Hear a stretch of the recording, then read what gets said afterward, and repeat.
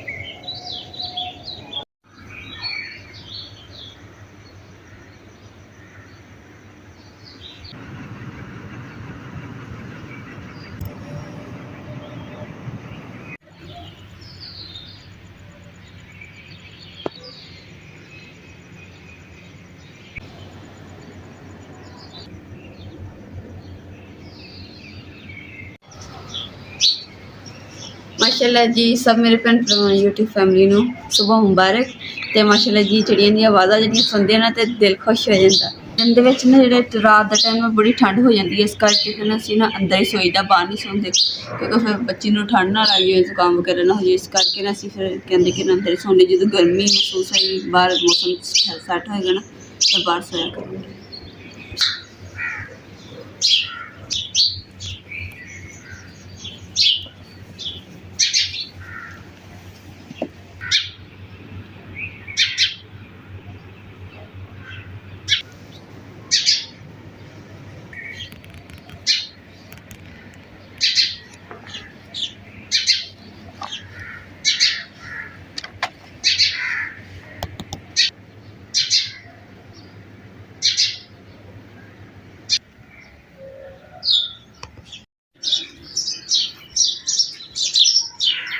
अस्सलामुअलैकुम मेरी YouTube family. माशाल्लाह जी बहुत खूबसूरत दिन अल्लाह पाक ने अज नसीब किया सुबह सुबह का।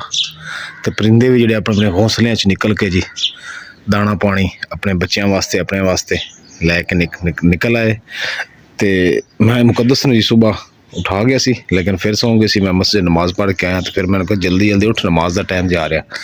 फिर जी उठी नमाज़ पढ़ी, हूँ कुरान पढ़ रही। तो मैं उन्नी देर सोच रहा कि अग जला लीए इत्थे ताकि नाश्ते की तैयारी करिए। चोग बन रही हैं,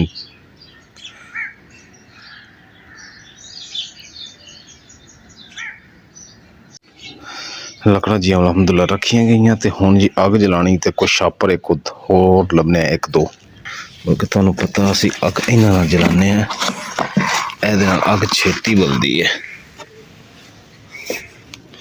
बड़ी ज़बरदस्त चीज़ है।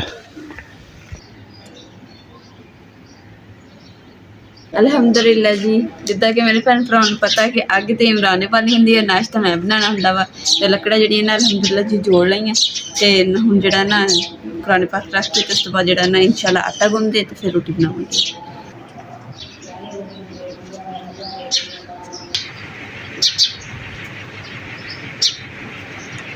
मुकद्दस में अग जलावां, अग जलावां। ये कद वास्ते धो रही है? नहीं नहीं, आ बर्तन हांडी वाले हांडी बनानी। पहले नाश्ता बना लगे फिर बाद हांडी बनानी है? नहीं पहले हांडी बनानी है नाश्ता सा रोटी रोटी बना लो यार, भुख लगी है। अचार ना खा लवांगे, हांडी बाद बना लवांगे हैं। सूरज भी माशाल्लाह निकल रहा है जी। मुकद्दस माचिस कित्थे रखी है? माचिस डब्बियां तो मैं देखी लभी नहीं, केड़े पता नहीं डब्बियां रखी है इत्थे। आ पिछे भाई जी माचिस दे सारियां तीलियां जलियां हुई। मुकद्दस माचिस तो लभी है लेकिन इहदे विच सारियां तीलियां जलियां हुई। नवी माचिस कोई नहीं? नवी माचिस लकड़ दी चुक के दें तो डंडा कित्थे इहदा? हनेरी नाल अंगीठी ते मिट्टी बड़ी आई पई है। अज अंगीठी साफ कर ली है।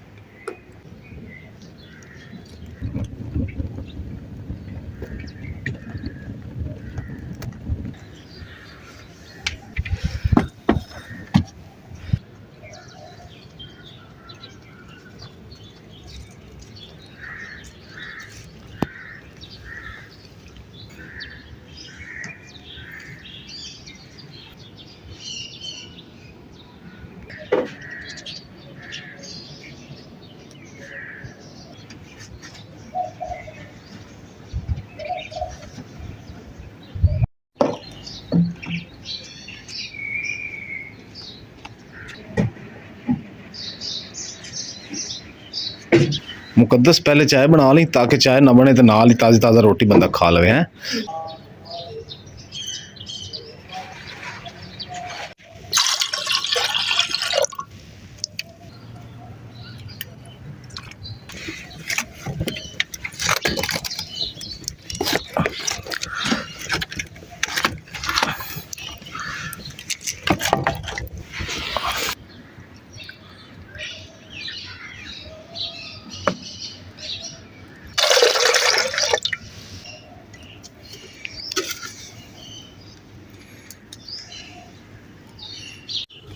ਅਲਹਮਦੁਲਿਲਾ ਜੀ ਚਾय ਬਣ ਗਈ ਹੈ ਜੀ। ਹੁਣ ਬਣਾਉਂਦੇ ਹਾਂ ਮਜ਼ੇਦਾਰ ਗਰਮ ਗਰਮ ਰੋਟੀ ਨਾਲ ਚਾय ਹੋਏਗੀ ਤੇ ਅਚਾਰ ਹੋਏਗਾ।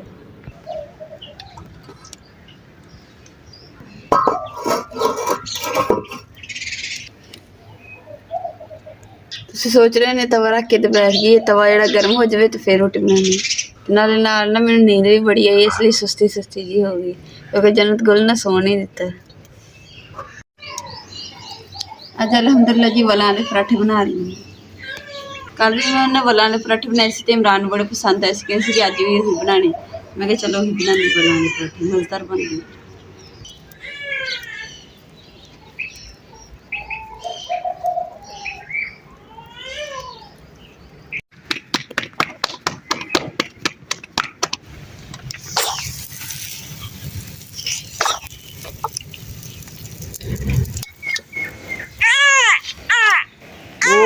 जन्नत चुप चुप चुप चुप अल्लाह अल्लाह। ਅਲਹਮਦੁਲਿਲਾ ਜੀ ਇਮਰਾਨ ਨੇ ਵੀ ਨਾਸ਼ਤਾ ਕਰ ਲਿਆ, ਮੇਰਾ ਨਾਸ਼ਤਾ ਸੀ ਕਰ ਲਿਆ ਲਾ ਪਿਆ ਹਲੇ। ਤੇ ਮੈਂ ਕਿਹਾ ਇਸ ਤੋਂ ਪਹਿਲੇ ਨਾਲੇ ਨਾ ਸਾਡੀ ਰੱਖ ਲੈਣੀ ਹੈ ਕਿਉਂਕਿ ਅੱਜ ਅਸੀਂ ਬਣਾਉਣ ਲੱਗੇ ਟੀਡੇ। ਕੱਲਿਆਂ ਤੇ ਕੱਲ ਸੀਗੇ ਜन्नत गुल ਦੀ ਵਜ੍ਹਾ ਤੋਂ ਨਾ ਫਿਰ ਸਵੇਰ ਹੋ ਹੀ ਜਾਂਦੀ ਹੈ, ਤੇ ਇਸ ਕਰਕੇ ਮੈਂ ਕਿਹਾ ਹੁਣ ਬੈਠੀ ਬੈਠੀ ਨਾ ਨਾਸ਼ਤਾ ਨਾਲ ਹੀ ਨਾ ਸਾਡੀ ਸਾਲਨ ਵੀ ਬਣਾ ਲੈਂਦੀ ਹੈ ਕਿ ਉਹਨੂੰ ਫਿਰ ਭੁੱਲਣ ਦੀ ਆਦਤ ਹੋ ਜਾਂਦੀ ਹੈ। लकड़ा एक बढ़िया, लकड़ी एक बढ़िया भारी है, एडी मोटी तो है। आ दूई अगे कर देना चिमटा कि चिमटा इस तरह। ਅਲਹਮਦੁਲਿਲਾ ਜੀ ਮੈਂ ਵੀ ਨਾਸ਼ਤਾ ਕਰ ਲਿਆ, ਮੇਰੀ ਹਾਂਡੀ ਵੀ ਤਿਆਰ ਹੋਣੇ ਵਾਲੀ ਹੈ। ਤੇ ਅੱਜ ਜਿਹੜਾ ਨਾ ਮੇਰਾ ਆਲਵੀ ਦਿਨ ਨਾ ਤੇ ਕੱਪੜੇ ਇੰਨੇ ਜ਼ਿਆਦਾ ਹੋ ਗਏ ਨਾ, ਤੇ ਮੈਂ ਕਿਹਾ ਚਲੋ ਧੋ ਦੇਵਾਂ, ਧੋਣੇ ਵੀ ਔਖੇ ਆ। ਫਿਰ ਇਸ ਤੋਂ ਵੀ ਜ਼ਿਆਦਾ ਹੋ ਗਏ ਤੇ ਫਿਰ ਸਮਝੋ ਕਿ ਫਿਰ ਅੱਧੀ ਬਿਮਾਰ ਹੋ ਜਾਣਾ। ਤੇ ਹੁਣ ਨਾ ਜਲਦੀ ਨਾਲ ਸਾਲਨ ਧੋਣੇ ਤੇ ਨਾਲ ਨਾ ਦੂਸਰਾ ਮੈਂ ਪਹਿਲੀ ਵਾਰੀ ਬੌਂਸਰ ਦਾ ਨਾ ਕਵਰ ਜਿਹੜਾ ਇਹ ਧੋਣ ਲੱਗੀ ਹਾਂ। ਧੋ ਕੇ ਤੇ ਮੈਂ ਰੱਖੂੰਗੀ ਕਿਉਂਕਿ ਇਹਦੇ ਨਾ ਦੂਸਰਾ ਜन्नत ਨੇ ਉਲਟੀ ਕੀਤੀ ਸੀ ਤੇ ਦੁੱਧ ਹੀ ਸੁੱਟਿਆ ਸੀ ਤੇ ਮੈਂ ਕਿਹਾ ਸਮੈਲ ਆਉਂਦੀ, ਗੰਦਾ ਹੋ ਗਿਆ। ਨਾਲੇ ਧੋ ਕੇ ਸਾਫ਼ ਸੁਥਰੀ ਜਗ੍ਹਾ ਤੇ ਨਾ ਲੇਟੇਗੀ, ਨਾਲੇ ਖੇਲੇਗੀ। ਬਿਸਮਿल्लाहिर्रहमानिर्रहीम। तो जी माशाअल्लाह जी सालन जो साडा तैयार हो गया, जबरदस्त तैयार होया वा। तो हुण इहदे विच ना धनिया पाउंदी कपड़े जिहड़े ने मैं सरफ पे करा दित्ते, उन्नी देर ना उन्हां दी महल उगल जाएगी, फिर मैं धो दूँगी। उन्नी जद मैं कहा हाँ जी भी तो ख्याल करना साड़ना जाए तक क्योंकि ज़्यादा तेज़ हो जाती ना।